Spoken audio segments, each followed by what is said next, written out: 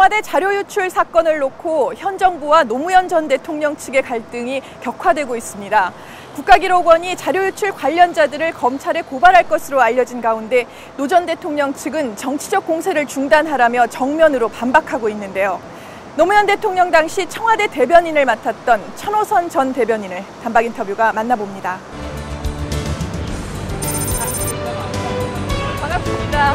네, 단박 인터뷰 김영선 PD입니다. 예, 많이 뵙습니다. 네, 한동안 그 얼굴 안 보이시다가 예. 요즘 좀 바빠지셨어요. 그렇습니다. 요즘 얘기 들으셨으니까 공화대 대변인에도 다시 취직하실 것 같아요. 워낙 일이 크고 복잡하게 전개되니까 거기 현지에 있는 사람들 가지고 이제 부족해서 제가 뭐 지원 투입된 거죠. 그렇게 보시면. 공화마을하고 청와대하고 합쳐가지고 공화대 이렇게 부르던데요. 그렇습니까? 저는 사실 이게 처음 들어보는데. 네. 국가기록원에서 뭐 이번 주나 다음 주 중에 정부 자료 유출 관련자들을 검찰에 고발할 것이다. 오면서도 라디오에서도 얘기가 지금 흘러나오고 있거든요. 아직 확인은 되지 않았지만 만약에 검찰 고발 조치가 이루어진다면 어떻게 대응을 하실 건가요? 매우 안타까운 일이고 그래서 꼭 법정까지 가야 되는지. 그러나 만약에 그렇게 된다면 저희들로서 뭐 어떤 경우라도 대비하고 대응할 준비를 갖추려고 하고 있습니다.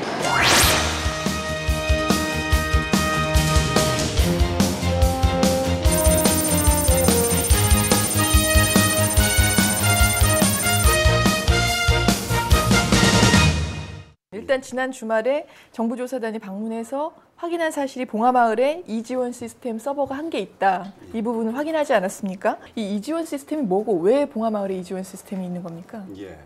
이지원 시스템은 노무현 대통령이 직접 개발을 주도해서 만든 청와대의 업무관리 시스템입니다. 그러니까 청와대 내부에서 이루어지는 각종 업무들, 특히 가장 중요한 보고서를 작성하고 각 부서의 고유의 업무들을 관리해서 이것이 소통될 수 있도록 그렇게 만든 시스템이죠. 초기에 예. 그 청와대에서 사용하던 그 서버를 그냥 통째로 들고 간 것 아니냐 뭐 이런 의혹이 제기되지 않았습니까? 프로그램으로서의 이지원 시스템은 대통령께서 직접 개발을 하고 개인 명의로 또 몇몇의 공동 개발자들이 있습니다. 개인 명의로 특허권을 등록해 놓으신 겁니다. 그래서 그것을 가져가는 것은 아무런 문제가 없는 것이죠. 그리고 지금 저희가 청와대에서 국가기록원으로 이관하고 그 뒤에 가져온 사본은 이지원에 맞게 구성이 되어 있습니다. 이지원 시스템을 통해서 볼 때만이 효율적으로 볼 수 있습니다. 저희가 그 사본을 가져오기로 결정했기 때문에 그 사본을 제대로 활용하기 위해선 이지원 시스템과 함께 가져올 수밖에 없었던 점도 있습니다. 결국 지금 그 국가 기록물들을 대통령이 사적으로 보유하고 있는 이 부분이 지금 법적으로 지금 문제가 되고 있죠. 그래서 청와대와 여당은 명백한 실정법 위반이다 이런 주장이거든요. 전임 대통령만이 당시에 생산된 지정 기록물, 그러니까 뭐 쉽게 표현하면 비밀스러운 기록이죠. 일정한 기간 동안 제한이 되어 있는 공개가 제한이 되어 있는 지정 기록물에 대해서 열람할 권한을 가지고 있습니다. 그것이 퇴임 대통령이 관리하는 바깥으로 나간다면 그것은 유출이라고 볼 수 있지만 권한을 갖고 있는 퇴임 대통령이 과도적으로 보유하고 있는 것은 위법한 일은 아니다라고 생각하고 있습니다. 그 사본을 만들어서 그 봉화마을로 가지고 갈 당시 국가기록원의 그 부분을 뭐 이렇게 협조 요청을 했다든지 아니면 서로 이렇게 협조가 이루어진 상태에서 하신 겁니까? 작년 말까지 협의를 하다가 이루어지지 않아서 대통령께서 올 초에 결정을 해서 사본을 가져가게 됐습니다. 이 부분을 뭐 후임 청와대 양해를 구할 수도 있었겠습니다만 아시다시피 당시에 저희들이 인계하려는 자료에 대해서도 인수위가 큰 관심을 갖고 있지 않았을 때였습니다. 그래서 그때 그리고 또 저희가 이 사본을 작업을 한 게 퇴임을 채 열흘도 안 남기고 실행이 됐었습니다. 그래서 3월 달에 당시 우리 전 총무비서관과 현 총무비서관이 만났습니다. 그래서 이 문제에 대해서 저희들이 왜 이렇게 하게 됐는가에 대한 배경을 충분히 설명하고 그 뒤로 여러 채널을 통해서 지속적으로 설득을 해오고 있었던 상태입니다. 청와대 측 관계자 말에 따르면 그 사전 양해도 사후 양해도 없었다, 전혀 없었다 이렇게 주장을 하던데요. 그렇게 볼 수는 없다고 봅니다. 예.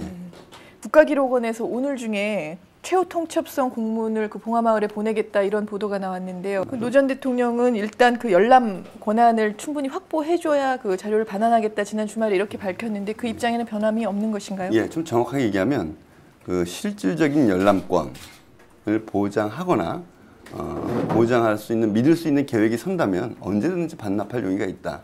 라는 게 저희들의 입장이죠. 일단 자료를 반납하면 그 온라인 열람 방식에 대해서는 추후에 논의를 할 수 있다라는 게 그 국가기록원의 입장 아닌가요?